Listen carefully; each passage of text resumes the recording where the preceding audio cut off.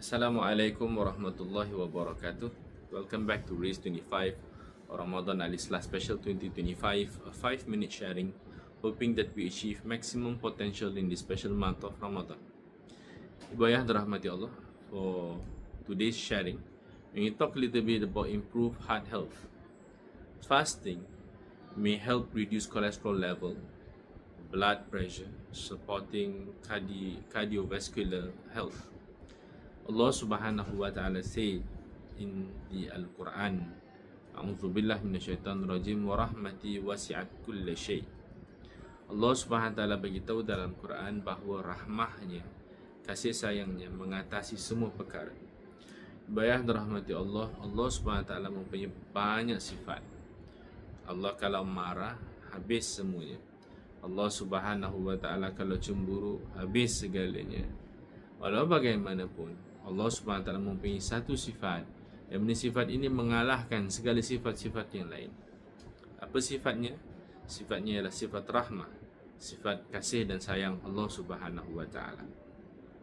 Kita faham bahawa rahmah ataupun kasih sayang ini memainkan peranan yang sangat-sangat besar dalam kehidupan kita. When we fall in love, bila kita jatuh cinta, yang trigger kita pertama adalah hati ini. Kalau kita direzekikan untuk bantu seseorang, boleh bantu keluarga kita yang susah, kita akan rasa kegembiraan di hati ini.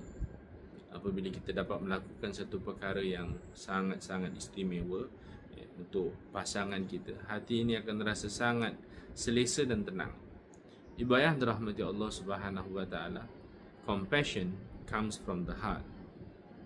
I quote this hadith, فَإِنَّ فِي جَسَدِ مُضْغَةٍ إِذَا صَلَحَ صَلَحَ جَسَدُ كُلُّهُ وَإِذَا فَسَدَتْ فَسَدَ جَسَدُ كُلُّهُ أَلَا وَهِيَ قَلْبٌ أو كما قال Rasul sallallahu alaihi wasallam. The Prophet shared with us, sesungguhnya verily there is in the body a small piece of flesh.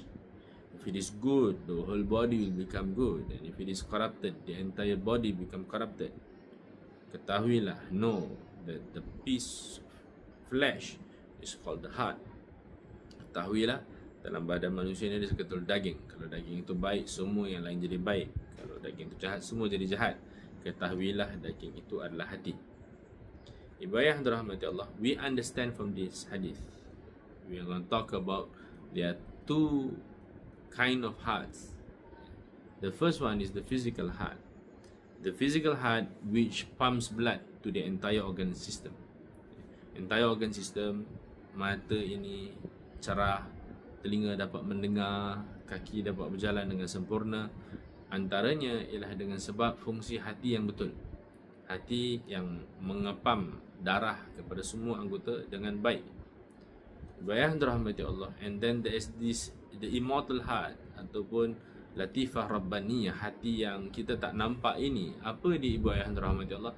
Hati itu yang menjadi penyebab mata ni dapat lihat benda-benda yang baik, telinga dapat mendengar benda baik, mulut dapat ucapkan benda baik. Kalau dia tengah tidak baik, ibu ayah dirahmati Allah, mata ni nak tengok benda jahat saja, mulut ni nak cakap benda jahat saja, kaki ni nak menghala ke benda-benda yang jahat saja.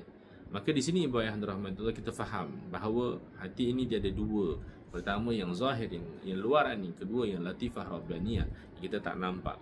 So we understand that it is important to keep our hearts healthy. Ibu ayah dirahmati Allah. Now, to be happy. How to be happy? To be happy, we have to maintain a good relationship. Nurture your connections with friends and family to foster a good support network. It is difficult to be alone. It's difficult to be alone. The most hurtful experience being thrown into prison is loneliness. Being lonely is not a wonderful experience. We human beings, sometimes we do need to be silent, need to be calm, need to be by ourselves, so that we can focus better, so that we are energized. All this is so that we can better interact with others, not just to be alone all the while. Here I would like to suggest me and you to seek good companions. My friends is not that good, Ustaz. Are you sure? Are you sure they're not that good? Make yourself good. Turn your family good. Invite your friends to be good together, and then your network will be good. Stay together. Don't depart, don't leave. May God bless. Remember, happiness is a journey. not the destination. Thank you for being with Race 25. Assalamualaikum warahmatullahi wabarakatuh.